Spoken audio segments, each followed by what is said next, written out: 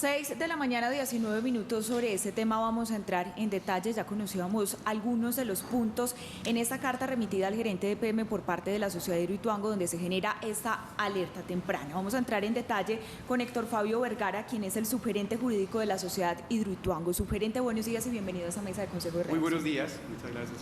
Bueno, subgerente, pues empecemos desglosando un poco de los puntos. Sabemos que es una carta bastante extensa, pero nos llama mucho la atención, y lo calificaba también así el gerente de la sociedad, como pobre e insuficiente la información que ha recibido la sociedad de Hidroituango por parte de su contratista, que es EPM. ¿A qué información nos estamos refiriendo? Bueno, básicamente quisiera, Timas, antes colocar el contexto de esta situación y de esta comunicación.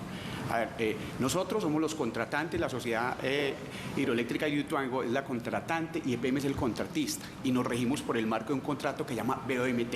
Esta es una tipología contractual diferente en el país, pero básicamente las obligaciones de EPM bajo este contrato es financiar, construir, operar, mantener y devolver. O sea, esta es una relación de largo aliento, de más de 40 años que está pactada inicialmente, pero este contrato define todas las obligaciones del relacionamiento entre tanto la sociedad con nuestro contratista EPM.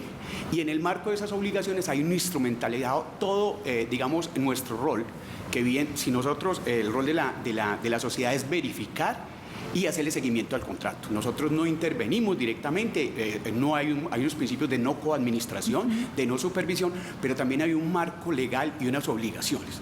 Bajo ese instrumento de marco legal y obligaciones, el contrato de BOMT tiene establecido lo que se denomina alertas tempranas. Es que es la obligación de la sociedad de advertir cuando hay una desviación en el cumplimiento de obligaciones establecidas en el contrato. Necesariamente, ¿para qué? Para su labor de verificación y seguimiento, que le hacemos a través de la información del libro abierto, que es un canal de comunicación que tenemos con EPM, donde nos dan todas las novedades en la ejecución del contrato y desarrollo del proyecto.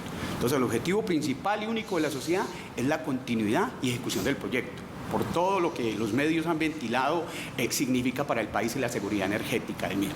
Entonces, en ese marco de esas obligaciones, nosotros hacemos muchas alertas tempranas, cuando vemos desviaciones o incumplimientos que se puedan suscitar por acciones u omisiones que se estén dando dentro de la ejecución del contrato de EPM, respetando su autonomía y su independencia en el manejo de la construcción del proyecto. Eso es lo que sabe. En el marco de esta se han hecho muchas alertas tempranas, pero hoy la que nos corresponde es una alerta temprana integral, que tiene que ver con un riesgo de continuidad del proyecto. Sí. Nosotros estamos hablando de un proyecto que tuvo un siniestro, que tuvo una interrupción y una demora, digamos, en los cronogramas. A raíz de eso, la sociedad en este momento convocó un tribunal de arbitramiento de Hidroituango porque está reclamando por unos incumplimientos de unos hitos. Entonces, ya ante la Cámara de Comercio está entrado a un tribunal de arbitramiento, que es el mecanismo que establece el mismo contrato para que nosotros resolvamos las diferencias que damos EPM. En el marco de ese, la alerta temprana es el primer paso del debido proceso que se debe seguir. Esa alerta temprana nosotros tenemos que hacerle ver al contratista. Es bajo un principio de responsabilidad todo lo que se pueda ver. Entonces, lo que estamos viendo, digamos, a 9 meses de que el mismo EPM ha decidido que va a empezar la primera unidad de generación, concluyendo un periodo que ha sido muy traumático, otro riesgo de suspensión, otra interrupción, otra solución de continuidad en la ejecución de vapores, trae todo tipo de riesgos, que es lo que la alerta temprana, suscrito por el gerente y pues explicada también a la Junta Directiva, quiere advertir a EPM. Y esas alertas tempranas tienen que ver que ese riesgo de suspensión o de solución de continuidad en la ejecución del proyecto, primero, trae un nuevo incumplimiento de las obligaciones de energía en firme. Que esas obligaciones de energía en firme, que es una subasta que participó EPM, que la crea, hay unas obligaciones, y el incumplimiento de esas obligaciones de generar esa energía no solamente va a impedir que lleguen recursos al proyecto, sino que también puede constituir objeto de multas por el incumplimiento de obligaciones. Entonces, se advierte en ese sentido inicialmente. Listo, doctor, para que le aclaremos a la teleaudiencia, primero lo hemos dicho al comienzo de la emisión, EPM no es el dueño del proyecto del proyecto es la Sociedad Hidroeléctrica de Hidroituango, que contrató a EPM mediante un contrato que se llama BOMT, que en inglés quiere decir Building Operation Mantenimiento Transfer, que quiere decir usted construye, usted opera, usted mantiene y después de un tiempo me transfiere la propiedad a mí. Hoy el dueño de ese proyecto, que es la Sociedad Hidroituango, le manda esta carta, a EPM, en la cual le dice, mire, mirando ese contrato, señores EPM, hemos encontrado varios incumplimientos que usted empieza a relacionar. Dice, mire, no, ustedes tienen una pérdida de la segunda obligación de energía en firme acumulada a la pérdida de primera que deberá EPM cumplir. Lo segundo que le dice es que hay unas sanciones y multas de la ANLA. Lo tercero que le dicen es que hay una falta de información sobre los riesgos enunciados por EPM, riesgos de ejecución del proyecto. Y así, en esta carta larga, terminan en algo que claramente nos tiene hoy llamando la atención. El proceso técnico. Claro, todo el proceso técnico. Y dice, riesgos que vienen o provienen de la suspensión de las obras. Hoy, el alcalde de Medellín y la gerencia ha dicho que van a cambiar de contratistas. Entonces, ¿cómo así? Pero EPM no es el contratista. Sí, EPM a su vez subcontrató con el consorcio, ese consorcio para la construcción, y ha anunciado el alcalde por un lado que va a hacer un proceso de licitación y a las 9 de la mañana nos darán las directrices de eso. Ustedes que son los dueños del proyecto, en esta última parte de esta carta hablan del riesgo que implica el cambio de contratistas. ¿Por qué, abogado? ¿Por qué, doctor? Sí, básicamente, a ver, lo que estamos haciendo es por lo que planteamos inicialmente, es la interrupción en la ejecución de las obras. Sí. Y sabemos que cualquier proceso contractual en el que Estado es traumático. Un proceso de selección de EPM y la complejidad de este proyecto pues significa mucho tiempo, no sabemos cuándo empieza, pero no cuándo termina. Puede durar, procesos similares, por ejemplo, de Porsche que ha tenido EPM han durado casi un año en la contratación. Luego de ese proceso de selección, donde puede haber, digamos, la participación de varios oferentes que van a impugnar, que van a presentar sus observaciones dentro del proceso, que puede darle, digamos, dilatar en el tiempo la adjudicación de ese concurso público, que es abierto. Pero posteriormente viene un paso subsiguiente, que es esa sucesión o esa transición de una obra que está en avance, y hablan de un 85-86% de ejecución, que simplemente estamos a 9 meses de la generación en junio del 27 de la primera unidad de generación de energía, o sea que se avisora eso, y digamos en este momento, que se evalúe el tema de oportunidad y de conveniencia en este momento de un cambio de contratista, de hacer un nuevo proceso de selección con lo que implica. Y después viene un problema muy complejo en el proceso de sucesión, es que se trata de un proyecto que tiene un siniestro. Aquí el tema de pólizas y de cualquier contratista nuevo que llegue va a ser demasiado complejo. Este proyecto, el mercado asegurador no tiene apetito y tiene muchas previsiones en eso. Entonces, esa interrupción puede ser un problema a largo plazo que a nosotros nos corresponde levantar la mano y avisorar, ven, eso puede significar una interrupción que no sabemos cuánto, que puede significar lidiar al traste con todas estas obligaciones, con los compromisos que estaremos. Es muy importante decir es que la licencia ambiental de la ANLA, el titular es Hidroituango, nosotros la tenemos, y nosotros le dimos unos mandatos a EPM, pero el titular de la licencia ambiental, y dentro de esos compromisos ambientales, uno de los principales por lo que están ejecutando la obra es que la mayor forma de atender la contingencia y evitar todo lo que genera es adelantar la construcción. O sea, hay un requisito también de medida ambiental, fuera de lo que llamamos el financiero del BID, que puede producir una cascada en el tema de empréstamo. Nosotros en esta alerta temprana lo que estamos haciendo es preguntándole, pidiéndole información.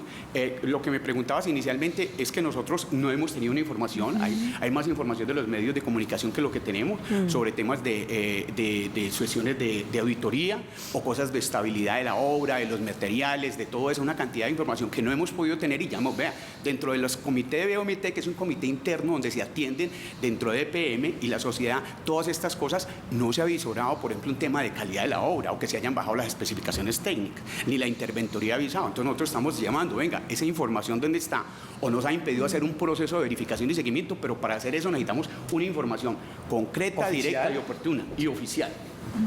Subgerente, además de las pérdidas económicas que implica que no entre en operación este proyecto en el 2022, ustedes también han puesto la alarma en la estabilidad, que eso, pues en la afectación a la estabilidad. Empecemos porque el vertedero no está funcionando como debería ser. ¿Qué pasa en ese sentido? Correcto. Eso es muy, muy importante también y hacer alusión, y en un principio de responsabilidad hay que llamar la atención sobre eso, porque es que la ejecución continua y permanente de las obras tiende a mitigar unos riesgos asociados a todos esos temas y procesos constructivos, que es una actividad peligrosa. Entonces, por ejemplo, en ese caso, que son cosas muy técnicas, que el vertedero son las que no están utilizadas como deben ser, que se está usando eso. Y la solución, por eso es conectada con la licencia ambiental. La licencia ambiental y la ANLA ha establecido, y a través de sus requerimientos, que una forma es avanzar continuamente en eso. Esa es la forma de mitigar los riesgos asociados a todo el proyecto. Entonces, esa es básicamente lo que se advierte, donde hay puntualmente en el vertedero, en otras cosas que tiene que continuar. Si bien se ha determinado y hay un análisis crítico y se ha considerado digamos, en muchos estados unos riesgos bajos, lo que estamos advirtiendo es que esa parálisis, esa suspensión incierta, indefinida, que no se sabe cuando empieza, puede traer y acarrear muchos posibles asociados a la inactividad. Un proyecto donde no se ejecuten las obras que están ensuciando, donde se paralice, no solamente por el riesgo de que la ACNA nos llame la atención, venga, usted no me está cumpliendo con sus obligaciones, sino que trae consecuencias asociadas a, digamos, al abandono de una obra que puede ser. Entonces, esa es la preocupación. Nosotros, en este proceso de alerta temprana, nosotros dentro de la lealtad procesal tenemos esos canales de comunicación, EPM nos contesta y a raíz de eso también tenemos otra instancia, que es también unas audiencias de incumplimiento, donde llamamos y verificamos que realmente, digamos, EPM se pueda allanar a cumplir o declarar simplemente que hay una disputa. Y cuando hay una disputa, el contrato establece que lo que queda, si hay un cumplimiento de obligaciones, porque EPM no estoy incumpliendo, estoy cumpliendo, esa disputa pasaría, digamos, a una etapa de arreglo directo o al tribunal de arbitramiento para que se dirima el conflicto y el incumplimiento de obligaciones, las indemnizaciones de perjuicios, los lucros cesantes que puedan verse perjudicado a la sociedad por esta parálisis de las obras. Subgerente, para ustedes, ¿cuál es el interés hoy detrás del cambio de contratista, o por lo menos de esa intención? Porque por ahora no se ha corroborado corrupción y el contratista de alguna forma ha venido cumpliendo pese a los inconvenientes que se generaron en Hidroituango. ¿Cuál es el interés detrás? Nosotros, digamos, dentro del marco de la cono-administración, y se sabe que en el marco del contrato, y lo decimos bien en la comunicación, EPM es autónomo, independiente en la selección de sus contratistas. Nosotros llamamos eso un objetivo superior. Esas, digamos, eventualidades son las que tiene que valorar EPM y considerar. Lo que tenemos que llamar es una alerta por un incumplimiento superior, que es la ejecución del proyecto. Y que si bien ellos tienen una facultad en la selección del contratista, no puede tomar, digamos, decisiones que comprometan la viabilidad del proyecto, que eso es la máxima preocupación de nosotros, que se garantice la continuidad. Yo creo que todo el tema de sucesión o cambio de contratista, digamos, es una autonomía contractual de ellos, pero se deben considerar en el marco de obligaciones que establece el contrato de OMT. Eso es lo que queremos llamar la atención y ser enfáticos en que eso puede significar directamente ese tipo de incumplimientos que estamos evidenciando a través de la alerta temprana. Bueno, subgerente, pues el tema de las aseguradoras, yo quisiera que usted nos contara cuál es la percepción desde la sociedad de lo que se ha venido hablando de si es responsabilidad de las aseguradoras entregar esos recursos calificándolo como un siniestro, pero también la conclusión de esta carta que ustedes han remitido al gerente de EPM, donde indican, si bien los contratistas del proyecto son de responsabilidad exclusiva de EPM, toda vez que asume con su patrimonio los riesgos que le sean imputables y las consecuencias de sus decisiones. Le están indicando ustedes a EPM que los riesgos que se asuman ante esta alerta, pues económicamente debe ser asumido por la empresa y no por la sociedad. Correcto, así es. Básicamente cualquier decisión de carácter gerencial que signifique, digamos, unos incumplimientos, unos retrasos, que hay plazo de atribución, en este caso EPM no puede llevar esos costos a mayor valor de la obra, sino asumirlos con su propio patrimonio. Eso es lo que decimos. Entonces, porque es bajo el principio de lo que está establecido en el contrato, eso está pactado en el contrato, todo ese tipo de obligaciones generadas en los anexos y en todas las cláusulas contractuales. Con respecto a las aseguradoras, en este momento, digamos, se trata de un proyecto siniestrado, no es difícil. Nosotros hemos estado en conversaciones con la Vicepresidencia de Seguros porque nosotros tenemos unos riesgos no cubiertos. El seguro todo riesgo construcción, como lo saben, ellos están en ese proceso de adquirir. Hay una serie de estudios que están haciendo las aseguradoras, hay unos estudios y unos dictámenes que van a entregar sobre todo eso, pero el tema es que lo que está consecuente esta ahora es que las aseguradoras están pagando, están cumpliendo, están reconociendo que hay un siniestro, que hay una habilidad, que hay unos riesgos cubiertos que son transferidos al proyecto, y eso lo queremos llamar. No sabemos una eventualidad entre cambio de contratista, si esa dificultad que a veces presenta EPM para dar los seguros, digamos, que tiene con el contrato de OMT establecidos, digamos, también haya dificultad en la adquisición de esos seguros por un nuevo contratista en el tema de eso. Entonces, advertir, ahorita hay unos seguros que protegen la obra, entonces también llamar la eventualidad de que sería una incertidumbre también en el mercado asegurador salir a buscar nuevas pólizas para un seguro a un nuevo contratista, que también queremos llamar. Y lo que siempre pedimos en la comunicación es que en esa matriz de riesgos que exige el contrato, ellos hagan todo ese análisis de esos riesgos que puedan afectar y dimensionándolo, estableciendo para hacer una administración fluida de los riesgos y determinar los inconvenientes que se puedan presentar hacia el futuro. En este momento, señor vicepresidente, ¿cuántos son los costos de la demanda que en este momento ustedes tienen en el tribunal contra EPM por los incumplimientos de hitos? Básicamente, son dos demandas arbitrales que se han acumulado, ¿cierto? Una demanda inicial por el incumplimiento del hito 7, que ese incumplimiento del hito 7, que era un hecho del lleno del embalse y el cierre, algo muy físico, eso generaba una cláusula penal pecuniaria. Entonces acudimos más o menos de alrededor de 231.000 millones de pesos, se acudió al cobro de esa EPM está demandada por eso.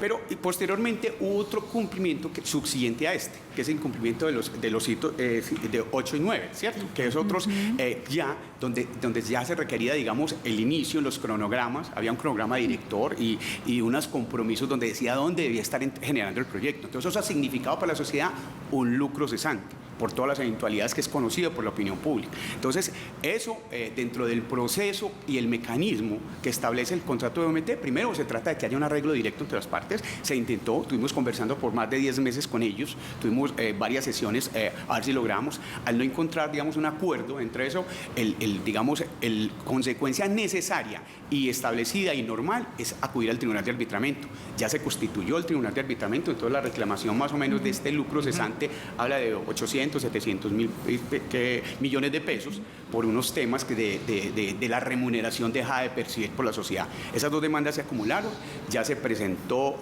ya se corrió traslado la demanda, ya se instalaron y se nombraron los árbitros en la Cámara de Comercio y, digamos, está entrando la litis, que entre otras cosas, dentro de ese proceso arbitral también, en un principio de relación de lealtad contractual, porque PM, además de ser nuestro socio, también es nuestro contratista y en esa doble condición, pues también nos impide que vamos a tener una relación de largo aliento, que exige que haya armonía y que solucionemos internamente las dificultades bajo el diálogo, bajo los mecanismos de autocomposición como el arreglo directo, la amigable composición, antes de acudir a los tribunales de arbitramiento. Entonces, en el marco del tribunal es posible eventualmente también llegar a un acuerdo conciliatorio que solucione, digamos, las divergencias y disputas que tenemos la sociedad con respecto a la contratista Hidroituango. Bueno, sugerente, pues a usted muchas gracias por acompañarnos esta mañana, dar claridades. Nos quedan conclusiones pues muy importantes también de esa carta remitida al gerente de PM, donde se vislumbra el panorama de lo que puede pasar ante un eventual cambio de contratistas de manera pues abrupta y con un porcentaje de ejecución del proyecto por encima del 85%, y es la pérdida de la segunda obligación de energía en firme, que ustedes tasan en $440 millones, las sanciones y multas de la ANLA que se puedan sobrellevar porque además no se ha presentado el estudio del macizo rocoso, la falta de información que ustedes le han solicitado a EPM de lo que viene pasando en el proceso de responsabilidad con la Contraloría, pero además pues la falta de información también sobre el informe contratado por EPM con la empresa china Trigger Corporation, además pues lo que ha venido pasando con la junta directiva, el riesgo en la estabilidad de las obras y lo que puede pasar con comunidades aguas abajo, pues el vertedero lleva 3 años operando de manera continua, el riesgo de destaponamiento del túnel y de la galería auxiliar de desviación y otros riesgos asociados a la suspensión de la obra. Pues esa es la carta entonces enviada por la sociedad. A usted muchísimas gracias por acompañarnos esta mañana aquí en Consejo de Redacción. A ustedes muchas gracias.